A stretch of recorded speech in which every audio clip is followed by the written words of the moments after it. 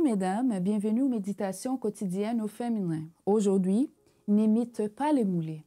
Les psaumes 32 et les versets 8 nous dit « Je t'instruirai et te montrerai la voie que tu dois suivre. Je t'instruirai ». Par cette expression, Dieu nous rappelle les conséquences du péché sur notre vie. Nous sommes différents des animaux parce que le Créateur nous a doués de raison. Mais il semble que nous ne l'utilisions pas comme elle devrait l'être. Mon attention est attirée par les versets suivants. Ne soyez pas comme un cheval ou un mulet sans intelligence. On le bride avec un frein et un mors, dont on le part afin qu'il ne s'approche pas de toi. Quelle triste condition que celle de l'être humain. Lui qui a été établi maître et seigneur des animaux reçoit de la part du Créateur lui-même une réprimande alarmante.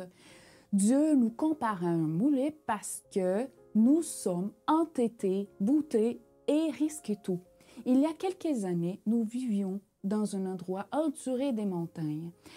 J'avais passé mon enfance loin des montagnes. Aussi, une côte me posait-elle un défi. J'admirais ces enfants, ces femmes et ces vieillards qui gravissaient les pentes et redescendaient avec tant de facilité. Lors d'une semaine de prière, j'ai décidé de me rendre avec mon fils à une réunion spéciale de nos frères et sœurs. Mais pour arriver à la destination, il fallait franchir une colline assez escarpée. On nous donna un mulet afin que mon petit de 2 ans et moi puissions faire les voyages. Ce fut une expérience unique dans ma vie. Je n'avais jamais vu un mulet de près, sans parler d'un monter un. Et comment le faire avancer? L'animal allait partout, sauf où je lui ordonnais d'aller.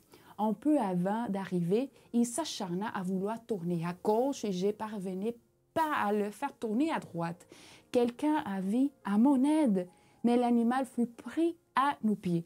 Dieu seul a le pouvoir de contrôler ces moulets. Dieu seul peut contrôler nos impulsions irrationnelles, nos secousses émotionnelles et nous reconduire sur les droits chemins. Écoute la voix divine, sois docile à son enseignement et à sa correction. Dieu veut s'approcher de toi. Écoute sa voix. Bonne journée dans le Seigneur et à demain.